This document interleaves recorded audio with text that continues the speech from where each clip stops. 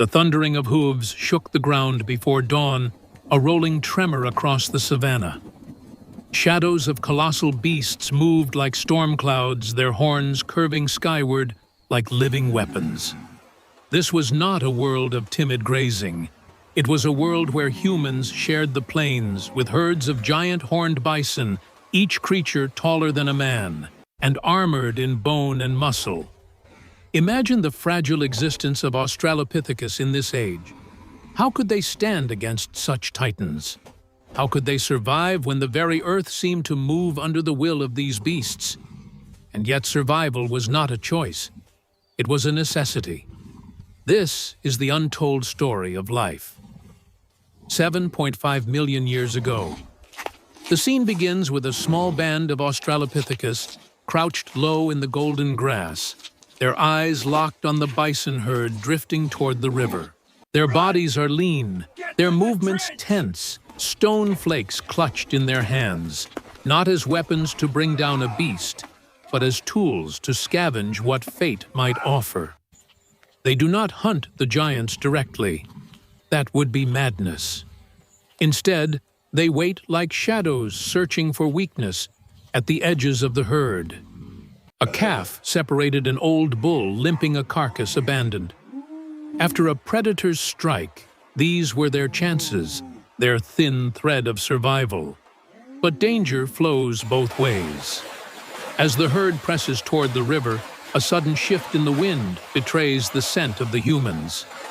The lead bull lifts his massive head nostrils, flaring horns glinting in the sun.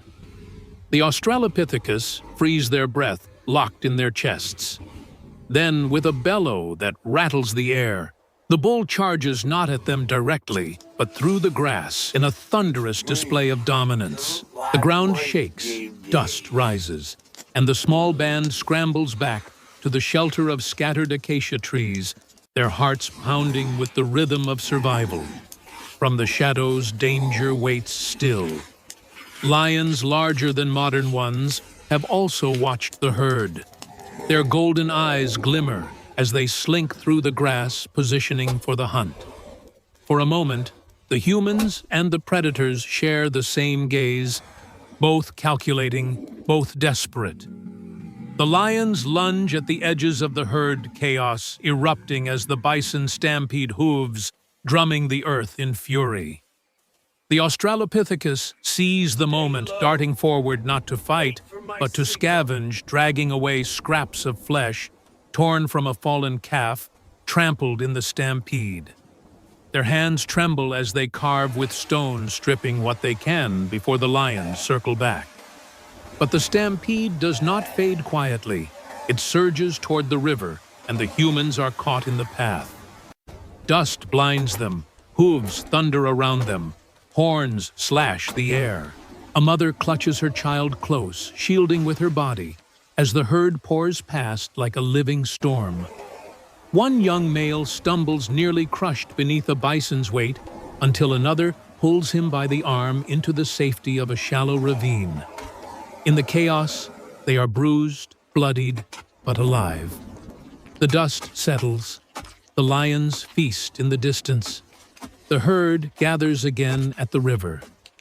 And in the ravine, the small band of humans sit in silence, their breath ragged, their eyes wide with awe and terror. They are not masters here. They are survivors clinging to life in a land ruled by beasts. Yet within their trembling hands lies the spark of endurance, sharp stone's fire carried in embers, and the will to adapt. This day has scarred them, but it has also taught them. To live among giants, they must learn not to conquer, but to endure. Night descends upon the savannah, not with silence, but with a chorus of low growls and distant thunder.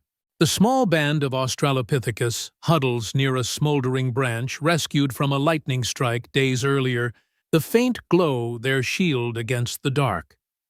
The giant bison herd lies not far away, their massive shapes silhouetted under the pale light of the moon. The humans watch them from a safe distance, wary, yet drawn to the rhythm of the herd's life. The bison are both threat and salvation. They trample with death, yet leave behind food and bone marrow and hide.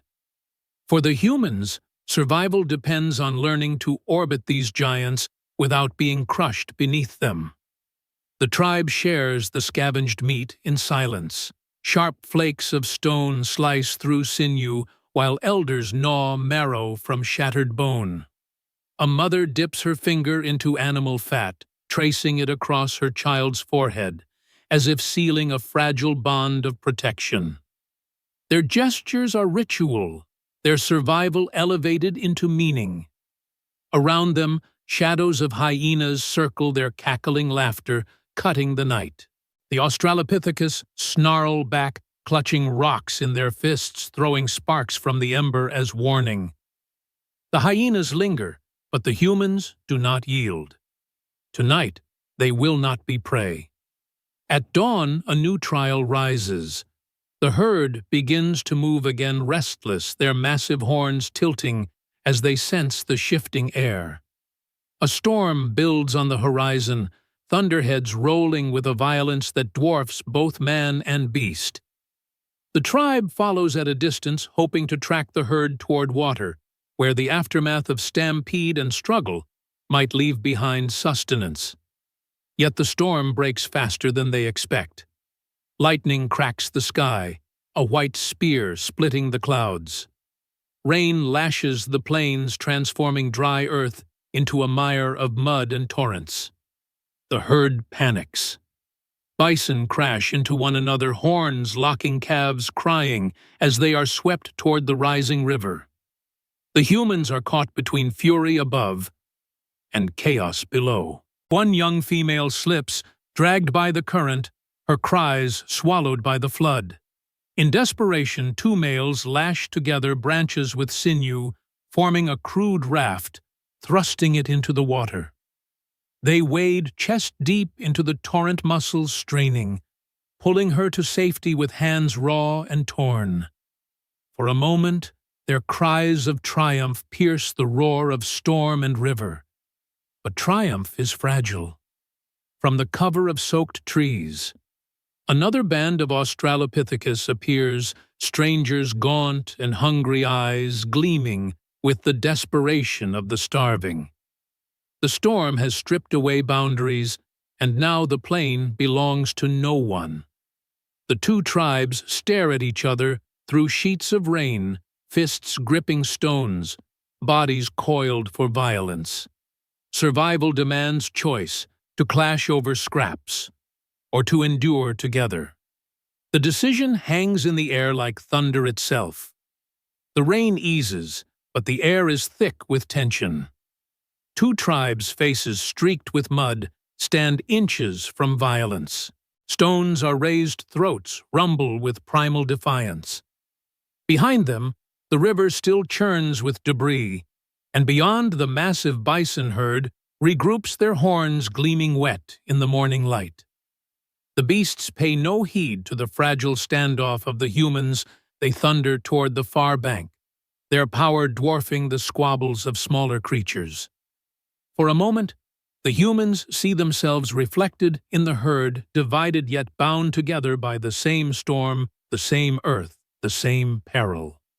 A crack of thunder jolts the world again. A weakened bison injured in the stampede collapses in the shallows. The rival tribes break their glare eyes, drawn to the struggling beast. Hunger overrides hostility. With sudden urgency, they rush together, swarming the fallen giant.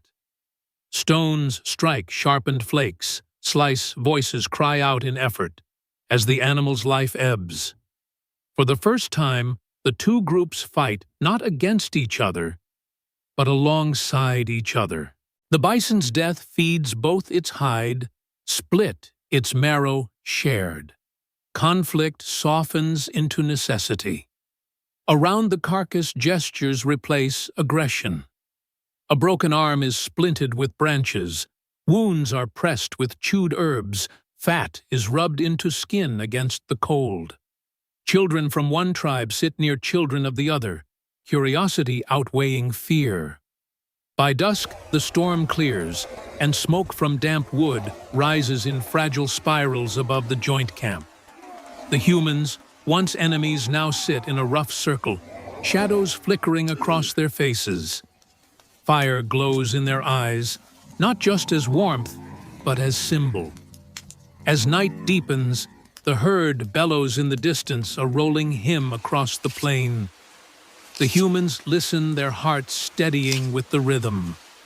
These giant horned bison, both peril and providence, shape every step of their existence. To live beside them is to live on the edge of survival, to walk between awe and terror. Yet in that crucible, the humans forge something stronger than instinct, the beginnings of alliance, of shared endurance. When dawn breaks again, the tribes rise as one. They do not speak, for words are not yet born, but their actions carry meaning. Together, they lift what remains of the feast together. They cradle their young together, they follow the herd's trail. The land remains merciless, the beasts remain untamable, but now they walk with the fragile seed of unity. Thus, in the age of giants, among the thunder of hooves and the storms of heaven, early humans carved their story not through conquest, but through survival. And survival, when bound with others, became legend.